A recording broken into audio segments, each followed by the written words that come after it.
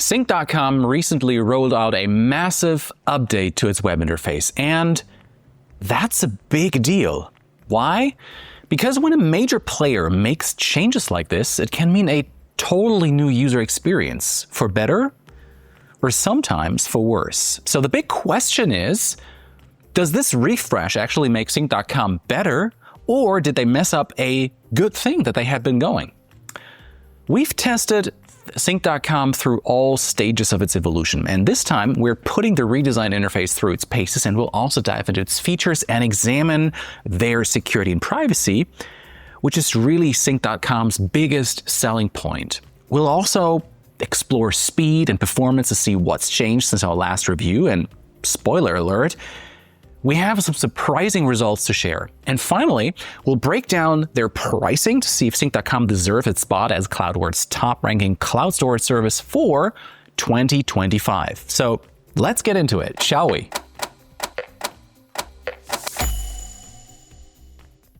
Let me get this out of the way right now. The desktop app has not gotten the same facelift that the web interface has, though there has been some noticeable improvements. Once you download the desktop app, a sync folder will be created. Files in that folder are automatically backed up to the cloud. And from that sync folder, you can also access files that other people have shared with you. It's so far pretty standard. The big change from my review last year is that Sync.com added cloud files functionality to its desktop app. That means you can now tag files in your sync folder as cloud only, but still have them available in File Explorer or Finder without taking up local storage space. And similar to Dropbox's Smart Sync, but available on all plans, and this even includes the free accounts, which is great. Okay, now for the good stuff. Honestly, I was blown away by how much better the new interface looks. I've got to say, it's a massive improvement. The new web panel is cleaner with reduced visual weight. They previously used a horizontal menu bar at the top with options for files, Vault, Start, sharing, events, and users. And now they've moved all this to a vertical sidebar on the left. So this new sidebar initially basically just shows icons, but when you hover over it, the sidebar expands to reveal the full labels, and clicking files gives you an overview of all your, well, you guessed it, all your files that you've uploaded to Sync.com. You can switch between a list or a grid view, and everything is sortable by name, modified date, and size. Selecting a file or folder and clicking details lets you customize sharing settings as well as see the version history. And each file or folder also has some context options for sharing and link management as well as standard operations like delete, rename, and so on. They've also ditched that ugly rectangular menu that used to have options like upload or new shared folder and show deleted files. Now, when you want to upload something, you simply click a plus button, which lets you choose between creating a new file or folder or uploading a file from your device. Much simpler, and it also makes the web panel feel a lot less cluttered. So showing deleted files has moved up to the top right of the interface, while creating a shared folder is now bundled in with the regular folder creation. Below files, there's the Sync Vault, a cloud-only storage space that doesn't sync to any of your devices. This is basically perfect for archiving files you rarely need but want securely backed up. For example, last month, I needed to find my 2019 tax returns, and instead of digging through my main sync folder, I basically just opened the Vault and there they were, safely archived but not cluttering up my everyday workspace, because I know in my Vault, I only keep files that I rarely need. Now, here is the difference between the Vault and Cloud Files. Cloud Files is like having a fancy restaurant menu. You can basically see everything available, but the kitchen, i.e. your hard drive, only makes what you actually order or need that day, or for lunch, if you will. Now, while the Vault files are only accessible through the web interface and mobile apps, your other syncing files are obviously available on your computer if you wanted to. Next, we have in the menu the Shares panel, which gives you a handy overview of everything you've shared with other people. And This is super useful as it lets you quickly manage your shared folders and files without having to dig around your whole folder structure. Finally, there's Start and Recents tab, which shows you files and folders you've favorited for quick access and the most recent use files. Useful for like quick navigation, but not exactly groundbreaking. And look, I've been roasting Sync's old interface for years. I don't know when I've reviewed them the first time, maybe in 2015 or something like that. Well, it looked basically like it was designed in 2015, but finally, after 10 years, they've fixed it and delivered in my experience, in my opinion, a truly modern experience. And speaking of modern, let's talk about the mobile apps, which, spoiler alert, didn't really get the memo about the redesign. While the web interface logically separates settings into distinct categories, the mobile app consolidates everything into one single menu structure. You've got access to all your files, and you can automatically back up photos and videos from your device. And there's also a built-in photo viewer, which is clean and straightforward, letting you like flip through photos effortlessly. Although the mobile app, yeah, it's functional, I think it could definitely use a design overall akin to the web interface. The like gray on black color scheme in particular feels a little bit dull and lifeless, but it's personal preference, so your mileage may vary here. Something I really like is that Sync.com places absolutely no restrictions on how large your individual files can be, like popular online storage services like Google Drive, which caps individual files at 5 terabyte. Granted, it's a massive file size, but still, some people might run into this issue.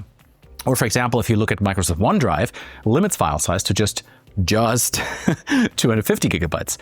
Still, it's probably an edge case that someone might upload such large files, but if you're a video producer with professional cameras, I mean and you shoot in RAW, these file sizes can get pretty large pretty quickly. So if you use OneDrive or Google, you have to be aware of that limit, and if you use Sync.com, well, nothing to worry about.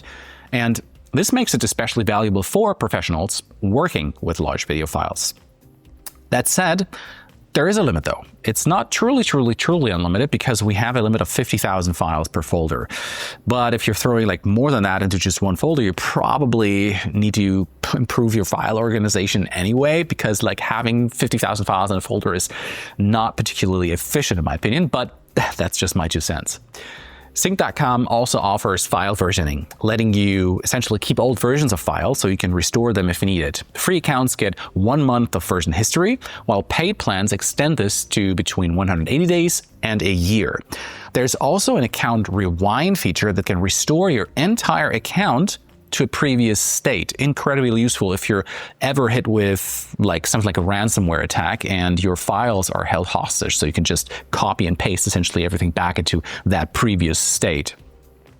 The feature is also useful for situations like accidentally deleting entire project folders.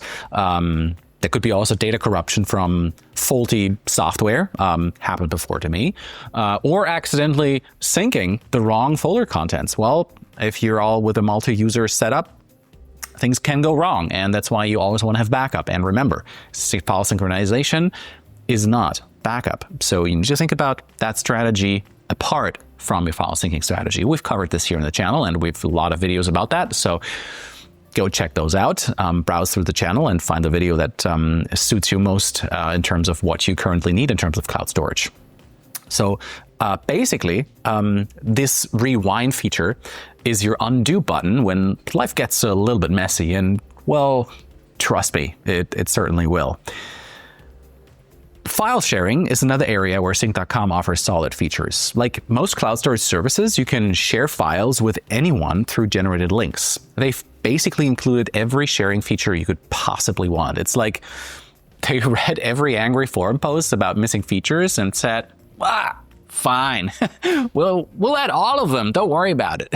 So you can also share with either view only or editing permissions. You can enable notifications when the file is accessed or downloaded, and even set hard caps on how often the share can be accessed, while other services are playing keep away with their premium features, Sync.com is out here being surprisingly generous. Even free users get access to these features, which I find surprisingly generous compared to competitors like pCloud and Mega, who typically restrict these features to their paid plans.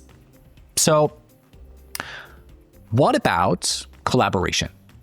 Here, Sync.com integrates with Office 365, allowing you to collaborate in real time on Office documents directly from the web app. I won't go into detail of all the features of the various Office apps here, but if you are already using applications like Word, Excel, PowerPoint, Sync.com will fit right into your workflow. You can check out my video comparing Microsoft 365 with Google Workspace for all the details, and I'm going to leave you this up here and also obviously in the description box below. By the way, if by now you say, Sync.com sounds like a pretty good deal to me, we have all the links in the description box below, and obviously you get a good discount when you sign up through one of our links. And the advantage is that you also support the channel because we get a small commission when you decide to sign up for accounts. So in all transparency, this is how this channel makes money, and this is how we can continue to make good content for you, so you get the best education on cloud storage and collaboration possible.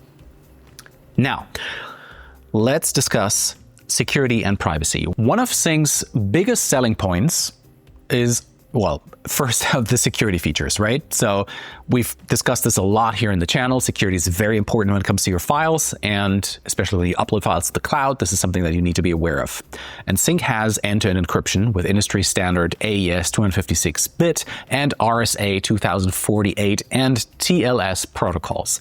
Your files get encrypted on your device before upload. They stay encrypted, obviously, during transfer and remain encrypted on their service. This means Sync.com cannot access your files even if they wanted to. They've built true client-side encryption where only you hold the keys.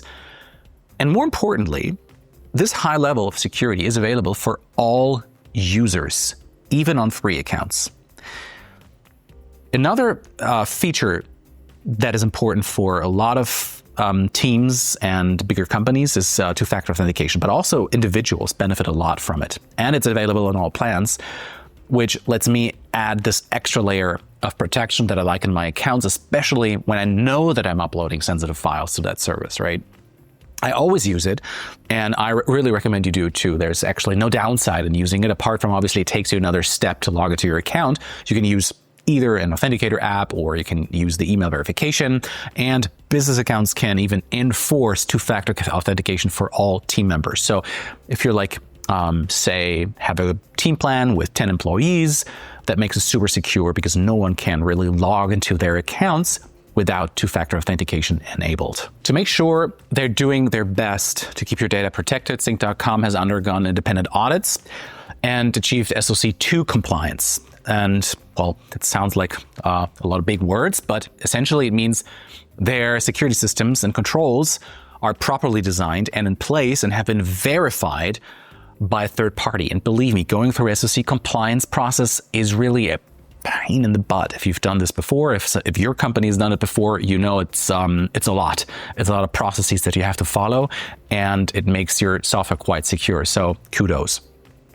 One security feature I really appreciate is also the remote share wipe feature. Okay. Remote device management is very common for most major services, especially in the enterprise realm, right? You need it if you have a lot of employees. You need to be able to manage everything remotely without having to be physically present if you have, for example, salespeople traveling around the country, right?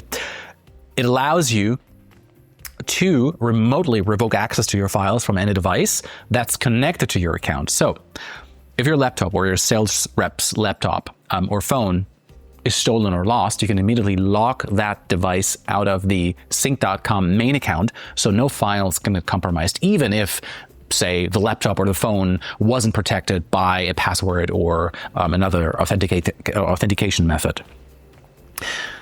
Let's tackle privacy. Sync servers are all nestled up in Canada, Toronto, and that's why basically Sync operates under the Personal Information and Protection and Electronic Documents Act, or PIPDA, which is a mouthful, but it gives you specific advantages over other countries like the US, where major cloud storage providers like Google Drive or Dropbox are based.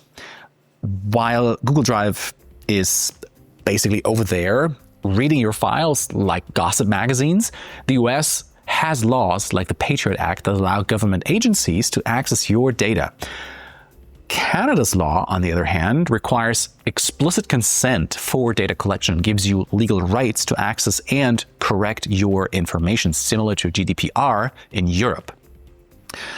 Now, beyond privacy laws of where the data servers are located, what about Sync.com's own privacy policy? Luckily, I found it to be relatively easy to read and understand, and it's laid out quite clearly. They do a decent job of explaining what data they collect, why they collect it, and how they use it. In short, Sync.com only collects the bare minimum that's needed to operate your account, such as the account information you provide during sign-up, your payment details, and a basic access log. And crucially, the access logs are anonymized and not tied to your account details, which is a great precaution in the event of a data breach, should that ever happen. Now, let's talk about the part that many of you are probably most curious about, the performance. How fast is Sync.com in 2025? So again, I mean, you know me by now. I fired up my virtual machine in Dublin because, well, apparently that's what I do for fun on weekends, and put Sync.com essentially through its paces. I've spent probably more time in virtual machines in Dublin than some people spend in actual Dublin. So the Irish Tourism Board should really sponsor me at this point, right? Anyway, I used a Windows virtual machine in Dublin on a 1 gigabit per second connection, uploading and downloading 5 gigabytes of mixed data types. So first, essentially, that's what I always do. I throttle the connection to 100 megabits per second for stability and mimic a little bit more of what you guys might have out there in terms of internet connection. Although the gigabits connection, they get more popular, right? But I don't think that it's like a widespread in the United States or across the globe. At least, I mean, I know, for example, in Germany, I don't think that personal users would have a 1 gigabit connection at home currently. That's why, in any case, I limit the connection to 100 megabits per second, and then later I tested with a full 1 gigabit per second connection so that I get a good picture of what might be possible if we develop our infrastructure a bit more and everyone gets 1 gigabit per second connection, right?